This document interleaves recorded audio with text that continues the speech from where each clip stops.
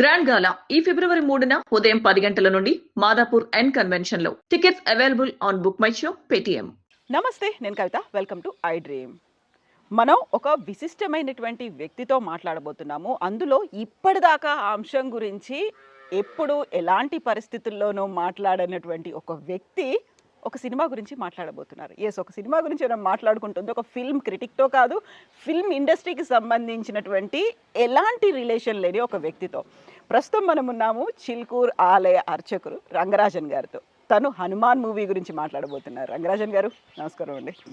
So ఇప్పటిదాకా మీరు ఏ సినిమాల గురించి మాట్లాడలేదు, దాని గురించి ఏ చర్చల్లోనూ పాల్గొనలేదు. ఎప్పుడో ఒకసారి క్రిటిసిజం ఏమన్నా వచ్చింది, దేవుళ్ళని కించపరుస్తున్నారు, లేకుంటే మిస్లీడ్ చేసేలా ఉన్నాయి అనుకుంటే మాట్లాడారు తప్ప, for the first time Hanuman గురించి మాట్లాడారు. దానికి సంబంధించి వాళ్ళకి ప్రెస్ మీట్లో వెళ్ళారు, సక్సెస్ మీట్లో మాట్లాడొచ్చారు, వాళ్ళకి ఆశీర్వచనాలు ఇచ్చారు. ఎందుకని? ఇది ఒక అద్భుతమైనటువంటి ప్రశ్న మీరు అడిగారు. Really thanks to you. నా మనోగతాన్ని ఇంతవరకు అక్కడ కూడా చెప్పలేదు. యాక్చువల్లీ వాళ్ళ గ్రాటిట్యూడ్ మీట్ అన్నారు, వాళ్ళు సక్సెస్ మీట్ కూడా చెప్పలేదు. వాళ్ళు కృతజ్ఞత అభినందన సభ, కృతజ్ఞత వందనం అని చెప్పారు.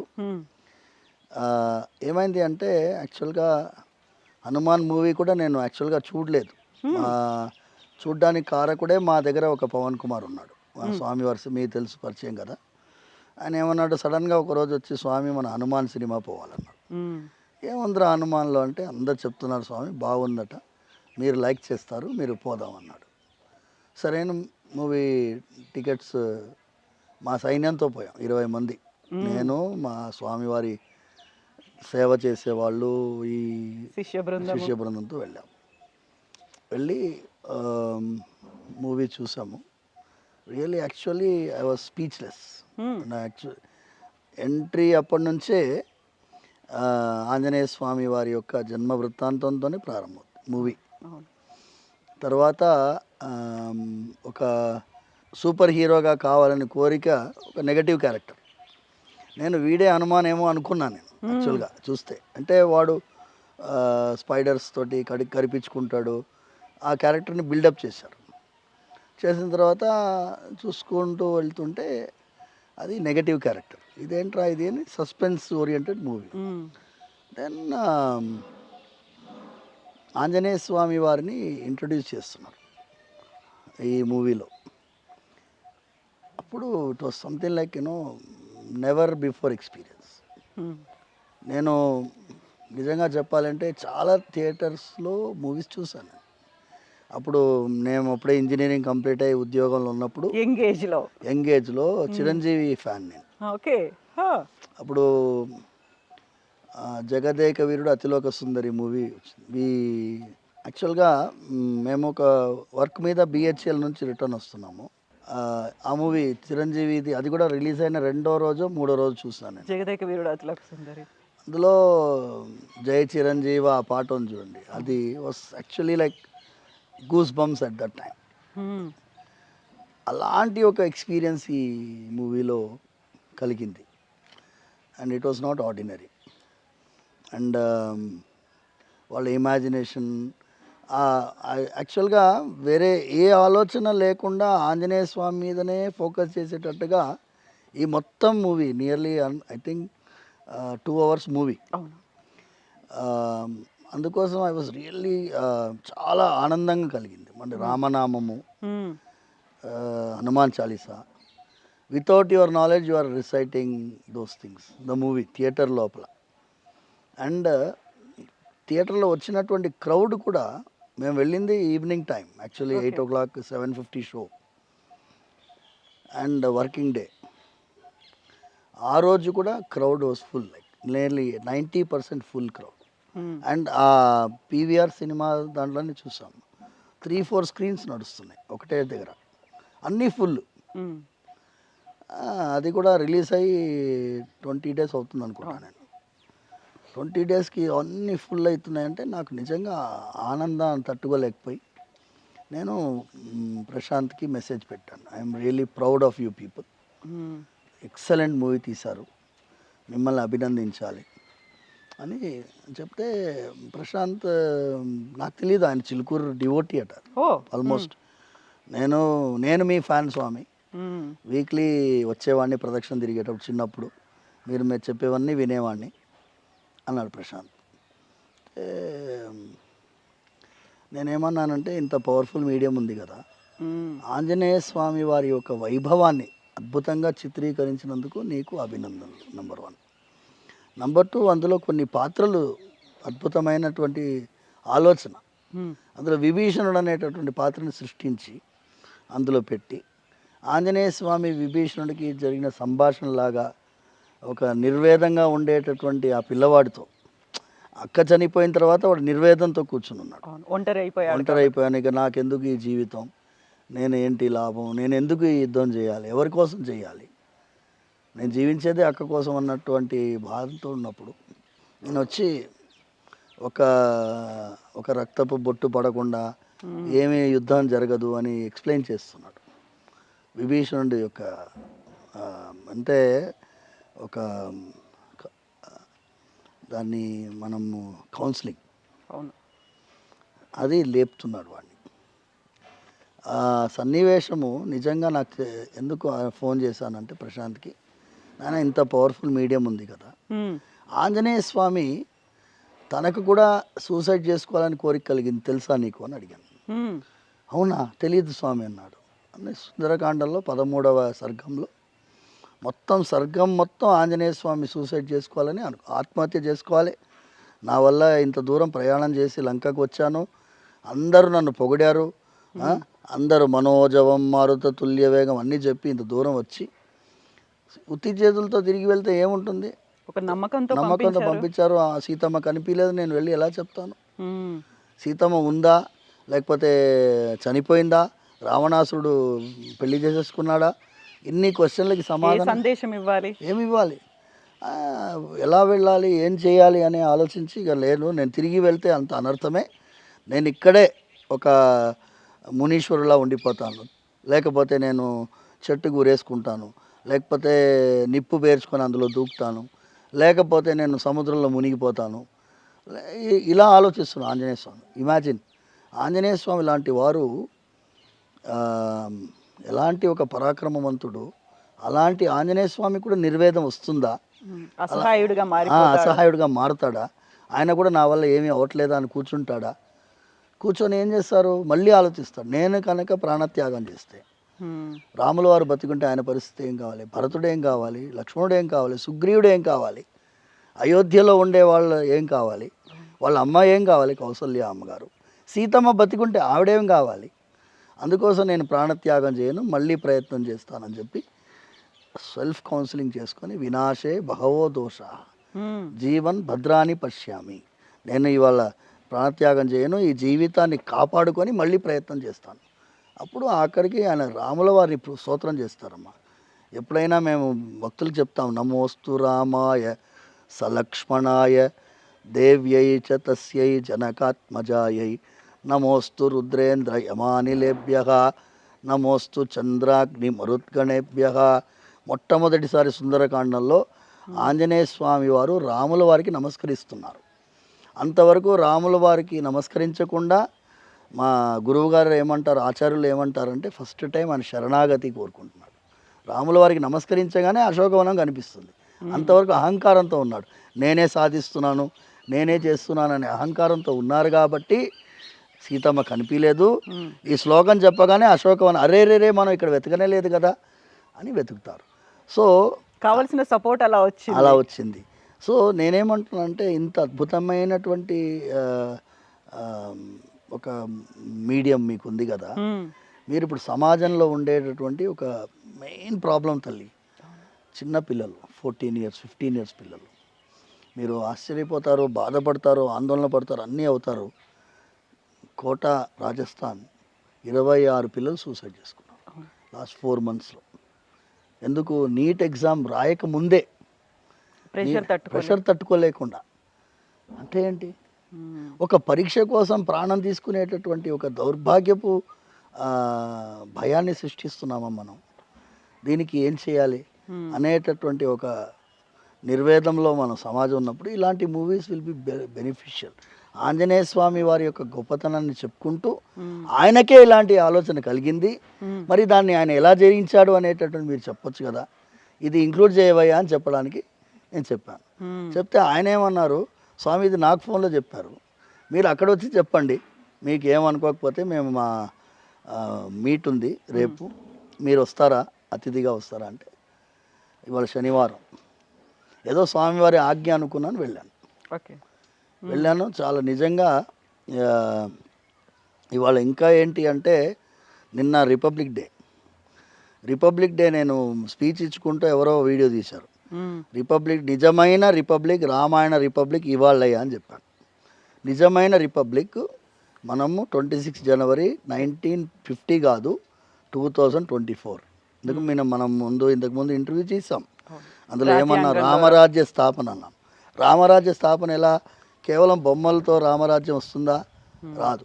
శ్రీరాముల వారిని అయోధ్యలో ప్రతిష్ఠించిన తర్వాత ఇది రామరాజ్యము అని ప్రూవ్ చేయగలిగాం.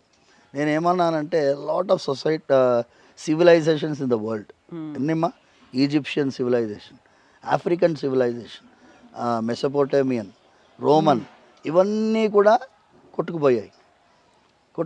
విదేశీయుల దండయాత్రల్లో, దోపిడీలో, దారుణాల్లో కొట్టుకుపోయాయి, బిల్డింగ్లు మాత్రం మిగిలాయి. ఇప్పుడు మీరు రోమ్ వెళ్తే ఏం చూస్తారు, కూలిపోయినటువంటి స్టేడియము, బిల్డింగు చూస్తారు.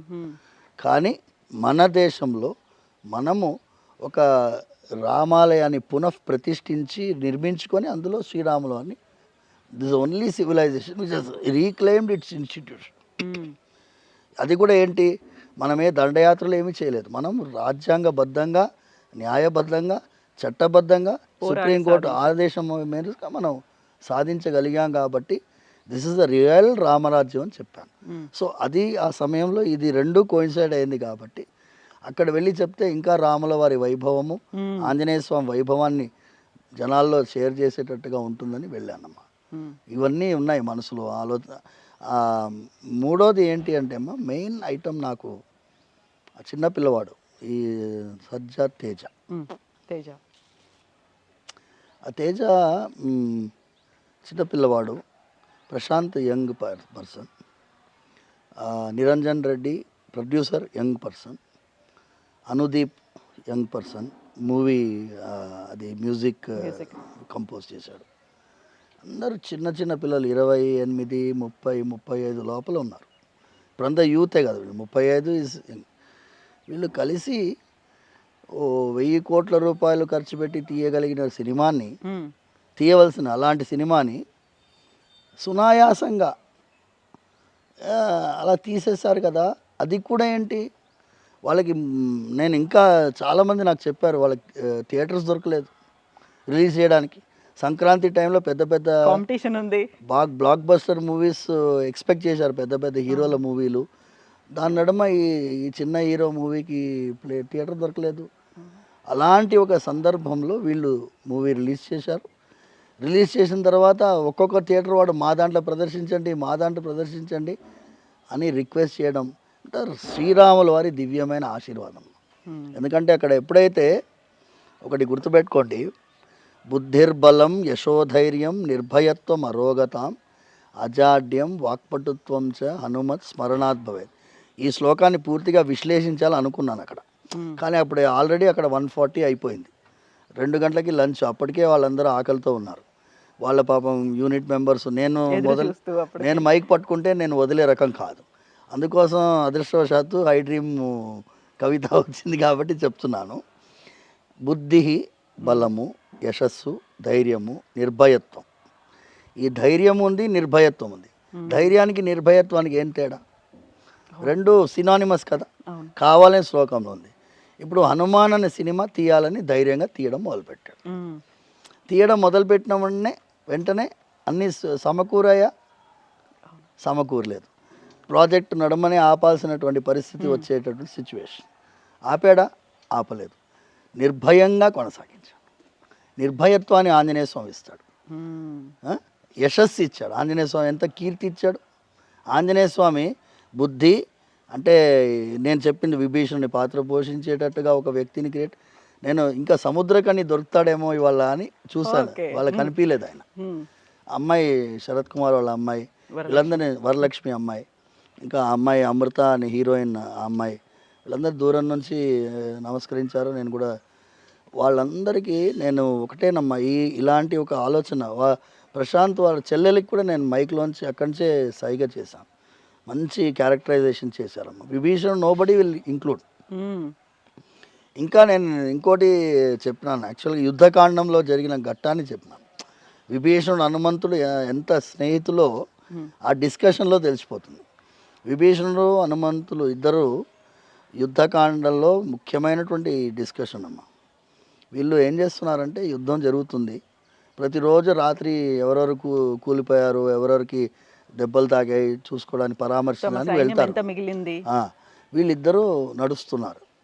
వానరులు కొంతమంది చనిపోయినారు, కొంతమంది చెయ్యి కాలు విరిగిపోయినాయి, కొంతమంది రక్తం మడుగులో పడుకొని ఉన్నారు. వాళ్ళ నడుములో జాంబవంతుడు కూడా పడుకొని ఉన్నాడు, కింద పడి ఉన్నాడు. జాంబవంతుడు వీళ్ళని అలికిడి విని ఎవరు విభీషణ అంటే అవును విభీషణుడు, మన ఆంజనేయుడు ఎలా ఉన్నాడు, హనుమంతుడు ఎలా ఉన్నాడు అని అడుగుతున్నాడు. మీరు విభీషణుడు ఆయనను అడుగుతున్నారు జాంబవంతుడిని, ఏమి జాంబవన్ స్వామి మీరు సుగ్రీవుడు ఎలా ఉన్నాడు, కమాండర్ ఇన్ చీఫ్ కదా, సుగ్రీవుడు ఎలా ఉన్నాడు అని అడగాలి, అంగదుడు ఎలా ఉన్నాడు అడగాలి, యువరాజు ఎలా ఉన్నాడు అడగాలి. కానీ మీరు ఏం అడుగుతున్నారు, మీరు హనుమంతుడు ఎలా ఉన్నాడని అడుగుతున్నారు. ఏంటది విచిత్రంగా అనిపిస్తుంది నాకు అంటే జాంబవంతుడు అద్భుతమైన సమాధానం చెప్తాడు. ఏమంటారంటే హనుమంతుడు ఒక్కడుంటే వానర సైన్యం మొత్తం ఉన్నట్టే, హనుమంతుడు ఒక్కడు పడిపోతే వానర సైన్యం ఉన్నా ప్రయోజనం లేదు, కుప్పకూలిపోతుంది. ఇంకా వాళ్ళు మనం జీవించి ప్రయోజనం లేదు అంటాడు, మేము జీవించి ప్రయోజనం లేదు. కానీ హనుమంతుడు ఒక్కడుంటే మమ్మల్ని అందరినీ కాపాడేసుకుంటాడు. అంత అద్భుతమైనటువంటి సన్నివేశాన్ని ఆ వాల్మీకి రామాయణంలో చెప్పేసింది. ఓడంత ఆశీర్వాదం. నేను ఇదే మిమ్మల్ని అందరినీ ప్రార్థించి ఈ సినిమాని మూడో కారణము నేను ఎందుకు వెళ్ళాను అంటే ఇప్పుడంతా మీరు ఎంత వర్స్ట్ మూవీ, డేటింగ్ మూవీ, వికారంగా అమ్మాయిలను చూపించడం, అలా చూపిస్తేనే సినిమా హిట్ అవుతుంది అనుకోవడం అవసరం లేదు. ఇలాంటి మూవీస్ తీస్తే కూడా చూస్తారు. కాంతారా ఎవరు ఎక్స్పెక్ట్ చేశారమ్మా? Kantara Kantara Rishab Shetty himself did not believe, ఆయనకే నమ్మకం కలగలేదు. అంటే జనాలు ఇది ఆధ్యాత్మికమైనటువంటి ఒక అద్భుతమైనటువంటి దేశం. ఈ దేశంలో మీరు పనికిరాని టెర్రరిస్ట్ సినిమాను ఈ సినిమాను తీసి ఇదే జనాలు కోరుకుంటున్నారు అంటే ఇది చాలా దారుణం. ఓకేనమ్మా, నేను ఈ సమయంలో ఆదిపురుష్ గురించి కూడా ఒక మాట చెప్పాలి. ఎందుకంటే ఆదిపురుష్ కూడా నేను వెళ్ళాను, థియేటర్కి వెళ్ళాను, మూవీ చూశాను. మూవీ చూసి మీరందరూ ఈ ప్రయత్నాన్ని అభినందించాలని చెప్పాను. నిజంగా చెప్పాలంటే Adipurush was not up to the mark in there effort. ఇప్పుడు నేను క్రిటిసైజ్ చేయను, వాళ్ళ ప్రయత్నంలో చాలా లోపాలు కనిపించింది, వాళ్ళని సిన్సియారిటీ కనిపించలేదు. కానీ రాముల వారి పైన తీసిన సినిమా ఫ్లాప్ కాకూడదు. అందులో క్రియేటివిటీకి కొంచెం ఫ్రీ హ్యాండ్ తీసుకునేసరికి అంత యాక్సెప్టబుల్ జనాలు తీసుకోలేదు. అందుకోసం నేను రాముల వారి సినిమా ఫ్లాప్ కాకూడదు, మళ్ళీ ఫ్లాప్ అయితే మళ్ళీ ఇంకోటి రాముల వారి సినిమా తీయడం. అందుకోసం మీరందరూ దయచేసి చూడండి. నచ్చలేదంటే అది వేరే విషయం. రాముల వారి సినిమా అది మనం చూడాలి అని వెళ్ళాను. అంటే కొంతమంది విమర్శించారు, ఎందుకు మీరు ఆదిపురుషుని ఎందుకు వెళ్ళి చూశారంటే నేనేమన్నానంటే ఆదిపురుషుని నేను ప్రమోట్ చేయడానికి వెళ్ళలేదు, నేను వెళ్ళింది ఆ ప్రయత్నాన్ని అభినందించాను. ఇన్ని వందల సినిమాలు వస్తున్నాయి, ఒక ఆయన శ్రీరాముల పైన ఒక సినిమా తీయాలని కోరుకున్నాడు. ఇప్పుడు మీరు ఇండోనేషియాలో ఎంతో రామాయణాలు ప్రదర్శిస్తారు. అన్ని రామాయణాల్లో ఎగ్జాక్ట్ వాల్మీకి ఇది ఉంటుందా? ఉండదు. కొంచెం ఫ్రీడమ్ తీసుకుంటాడు, అందులో కొన్ని లోపాలు ఉండినాయి. కానీ మనం విమర్శించేది ఎప్పుడు చూసిన తర్వాత విమర్శించాలి అని నేను చెప్పినాను. దాన్ని ఇవాళ ఇంకా కరెక్ట్ చేసేసుకో. ఇవాళ ఏంటి అంటే ఇలాంటి ఒక ఎఫర్ట్ని మనం అభినందించకపోతే, ఇలాంటి ఒక ఎఫర్ట్ ఎందుకు on behalf of the society నేను వెళ్ళి సమాజానికి ప్రతినిధిగా ఇవాళ వెళ్ళాను, స్వామివారికి ప్రతినిధిగా వెళ్ళాను. ఒకటి ఆంజనేయ స్వామి, నేను ఎప్పుడూ శ్రీరాముల వారి వైభవాన్ని ఆంజనేయ స్వామి వైభవాన్ని రోజు చెప్పేటటువంటి వాడిని ఇక్కడ. అలాంటి వైభవాన్ని తెర లోపల అంటే థియేటర్ లోపల ఒక 3 డైమెన్షనల్ ఎఫెక్ట్ ఇచ్చి సౌండ్ విజువల్ ఎఫెక్ట్ అమ్మా, it's not an ordinary item. ఇప్పుడు Hanuman Chalisa if you play in a big IMAX theatre ఎలా ఉంటుంది with that sound system and effective technology. And then Anjaneya Swami ఎగురుకుంటూ వచ్చేటప్పుడు మీరు హనుమాన్ చాలీసా ప్లే చేస్తే ఎలా ఉంటుంది చెప్పలేం. మీరు మ్యాక్సిమం ఏం చేస్తారు, యూట్యూబ్లో హనుమాన్ చాలీసా చూస్తారు. ఆ హనుమాన్ చాలీసాను ఆయన అంత పెద్ద స్క్రీన్లో ఆంజనేయ స్వామి చూపించుకుంటూ హనుమాన్ చాలీసా చూపించాడంటే అభినందించాలా వద్దా చెప్పండి. అండ్ దెన్ ఆవకాయకి ఆంజనేయ స్వామికి ఏం సంబంధం, దాన్ని కూడా జానపద బాణిలో వాళ్ళు పాడారు. ఆ పిల్లవాడు ఎక్స్ప్లెయిన్ చేస్తున్నాడు, ఆవకాయ పాట రాసిన వాడు వచ్చాడు, ఆయన మ్యూజిక్ కంపోజ్ చేసిన వచ్చాడు, ఆయన ఉత్తరాంధ్ర పిల్లవాడు అని చెప్పాడు. ఆవకాయ నాకు గుర్తులేదు పేర్లు, ఎందుకంటే నాట్ మీరందరూ మీడియా వాళ్ళకి మీకు గుర్తుంటుంది పేర్లు. ఆ పిల్లవాడు ఎక్స్ప్లెయిన్ చేశాడు. నేను ఇంట్రొడక్షన్ సాంగ్ అది, ఈయన ఆంజనేయ స్వామి పవర్స్ తోటి బయటికి వస్తున్నాడు, అప్పుడు ఈ రియల్ సూపర్ హీరో ఇంట్రడక్షన్ కదా అది. అంతవరకు మామూలు పిల్లవాడిలాగా చూపిస్తున్నారు. ఆ సాంగ్లో ఆయన నిజంగా ఆంజనేయ స్వామి అంజనాద్రి అంత కనెక్షన్ ఆవకాయ పాటలో చూపించారు. మరి నేను నిజంగా నా యూత్ని గుర్తు చేసినందుకు అభినందించడానికి పోయినాను. ఇంకా నిజంగా చెప్పాలంటే. సో ఇప్పటిదాకా మనకి సూపర్ హీరోస్ కావచ్చు, మార్వెల్ సిరీస్లు ఇవన్నీ చూసిన తర్వాత మనకి సినిమా స్టార్టింగ్లోనే అదే కనిపిస్తుంది, సూపర్ మ్యాన్లు, స్పైడర్ మ్యాన్లు, వీటన్నిటి నుంచి ఒక ఇన్స్పిరేషన్ లాగా వెళ్ళి తను కూడా ఇంకొక పవర్ఫుల్గా ఉన్నటువంటి ఒక స్ట్రాంగ్ పర్సన్గా చూపించాలి అనుకున్నప్పుడు హనుమాన్ కాదు హనుమాన్, మనకు కూడా ఒక సూపర్ హీరో ఉన్నారు అని. ఆ కనెక్షన్ పిల్లలకి ఎంజాయ్ చేయడం, పెద్దవాళ్ళకి కనెక్ట్ అవ్వడం అనేది ఏముందంటారు అందులో ఆ కనెక్షన్లో? ఇదేనమ్మా మనం చేయాల్సింది. ఇన్ని రోజు చేయలేదు. అమర్ చిత్ర కథలో వచ్చి కూర్చోబెట్టి మనం చదివించేవాళ్ళు. ఇప్పుడు ఆ అవకాశం ఎక్కడుంది పిల్లలకి? మనం స్పెండ్ చేయగలిగే టైం ఉందా? మా హస్బెండ్ వైఫ్ వర్కింగ్ ఉమెన్, భర్త గారు ఆఫీస్ వెళ్ళాలి, ఇంటికి వచ్చినప్పుడు పనులు ఉంటాయి, పిల్లలతోటి గడిపే సమయం చాలా తక్కువ. ఇవాళ ప్రేక్షకుల్లో 100లో 70% వరకు చిన్న చిన్న పిల్లలు సినిమా చూస్తున్నారు. పిల్లలు మళ్ళీ తీసుకోపో అంటున్నారు, రిపీట్ ఆడియన్స్. ఆయన అన్నాడు కదా నాకు, ఆయన డిస్ట్రిబ్యూటర్ గారు పక్కన స్వామి మాకు రిపీట్ ఆడియన్స్ వస్తుంది. మొన్న వచ్చిన వాడు మళ్ళీ వస్తున్నాడు. నా పక్కన థియేటర్లో ఒక చిన్న అబ్బాయి కూర్చున్నాడు, 6-7 ఇయర్స్ కావచ్చు. ఫస్ట్ హనుమాన్ని చూడగానే దండం పెట్టుకుంటున్నా, నేను చూశానని చెప్పి సైలెంట్గా అయిపోయాడు. అది తర్వాత వెన్ ఎవర్ ఆ హనుమాన్ ఈస్ దేర్, ఆ ప్రతిసారి అలా దండం పెట్టుకుంటూ కనిపించాడు ఆ పిల్లోడు. అదే వాళ్ళు తన్మయత్వం అమ్మ, ఎక్స్పీరియన్స్ లేదు కదా. ఈ డివైన్ ఇప్పుడు మీరు ఎంత ఎక్స్ప్లెయిన్ చేయగలరు వాడికి? ఇప్పుడు మనోజవం మారుత తుల్య వేగం, ఇది మేము ఉపన్యాసం చెప్పేటప్పుడు బ్రహ్మాండంగా ఇమాజిన్ చేసుకుంటాం. పిల్లలు ఏడా ఇమాజిన్ చేస్తారు? పిల్లలకు ఆ విజువల్ ఎక్స్పీరియన్స్ ఇస్తే ఇంపాక్ట్ బ్రహ్మాండంగా ఉంటుంది. ఇప్పుడు నెగటివ్ క్యారెక్టర్ ఆయన బ్యాట్మ్యాన్, స్పైడర్ మ్యాన్ లాగా ఆయన ఇమాజిన్ చేసుకుంటాం. ఇందులో 2 వర్షన్స్ ఉన్నాయి. అవును, వాడు చదువుకున్న పిల్లవాడు అలా ఉన్నాడు, ఈ చదువు లేని పిల్లవాడు చదువున్నాడో లేదా పల్లెటూరి పిల్లోడేమో ఇలా ఆంజనేయ స్వామి వైభవాన్ని ప్రదర్శిస్తున్నాడు. వాడు కూడా సూపర్ హీరో అనుకుంటున్నాడు. వాడు సమాజానికి మంచి చేయడం పోయి నెగటివ్ చేస్తున్నాడు, వీడు సమాజానికి మంచి చేయడానికి ప్రయత్నం చేస్తున్నాడు. This contrast is already shown. మీరు చెప్పినట్టు బ్యాట్మ్యాన్ చూసిన పిల్లవాడి ప్రవర్తన ఎలా ఉందో చూపించాడు, ఆంజనేయ స్వామి వైభవాన్ని తెలుసుకున్న పిల్లవాడు ఎలా ప్రవర్తిస్తాడో చూస్తున్నాడు. సో 2 కాంట్రాస్ట్లు మనకి మూవీలో కనిపించాయి. అండ్ దట్స్ వాట్ ఈ screenplay and whatever direction Prashanth has done, we have to really appreciate.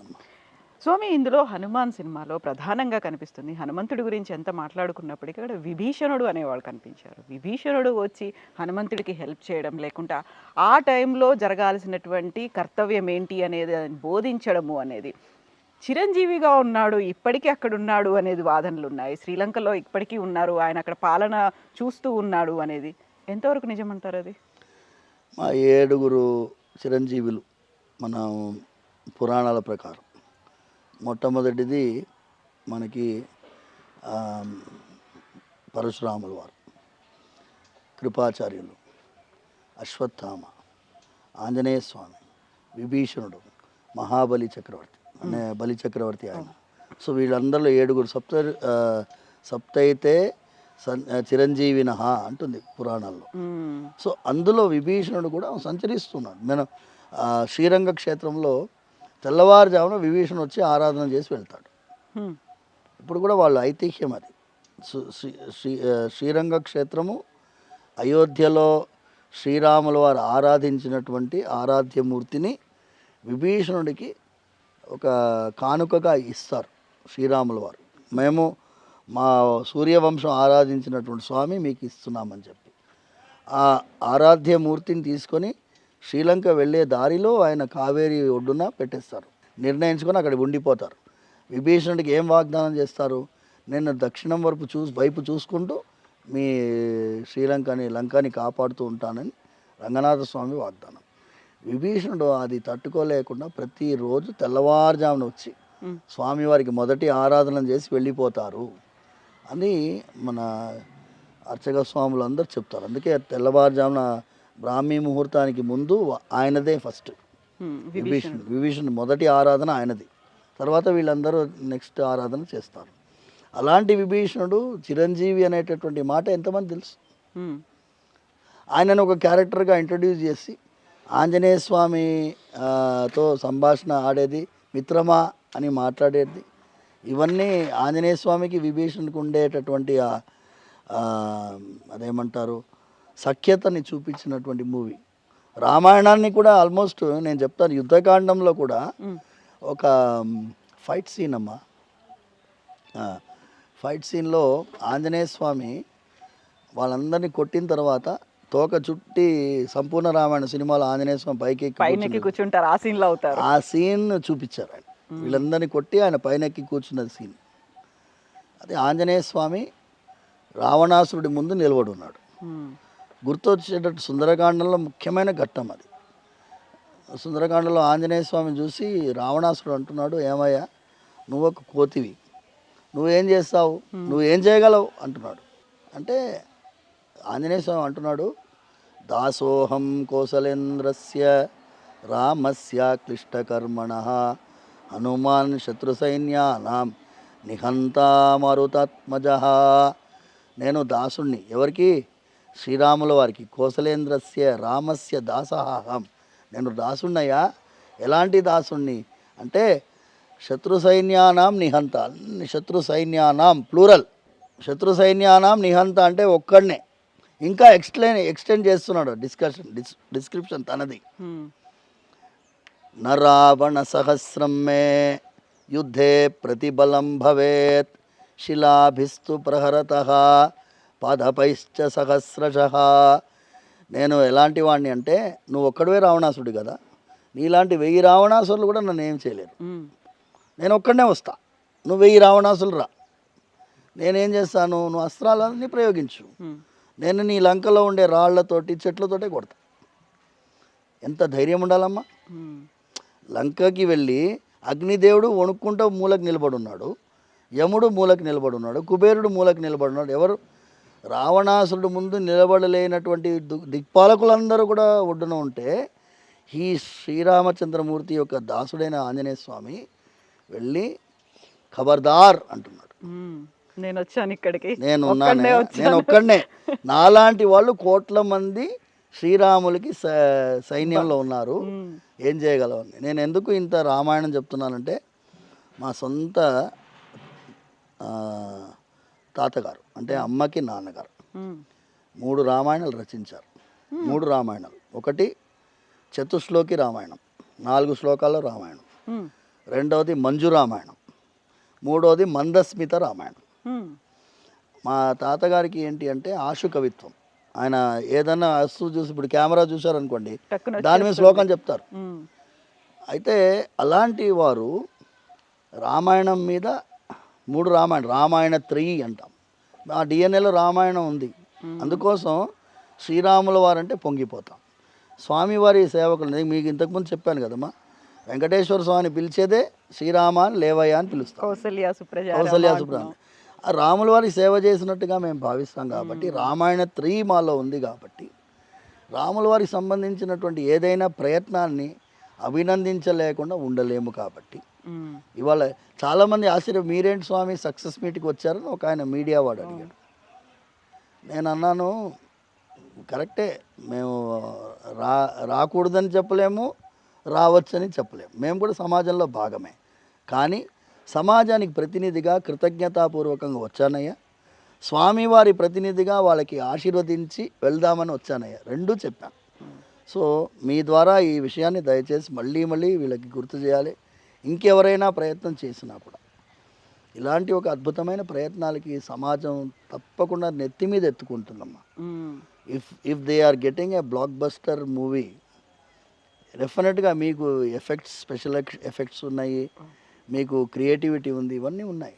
ఎందుకు రాంగ్ దాని మీద తీస్తారు? మంచి స్టోరీస్ బోలెడన్ని ఉన్నాయి, బోలెడన్ని స్టోరీస్ ఉన్నాయి. పిల్లలు, పెద్దవాళ్ళు, కుటుంబం అంతా వెళ్ళి సినిమా చూసేటట్టుగా ఎందుకు మళ్ళీ చేయలేరు అనే నా ప్రార్థన. అది మళ్ళీ అక్కడ విన్నవించాను, వచ్చేసాను. ధన్యవాదాలు స్వామి, థ్యాంక్ యూ సో మచ్. మళ్ళీ మనం మాట్లాడుకుందాం స్వామి. Thank you Swamy.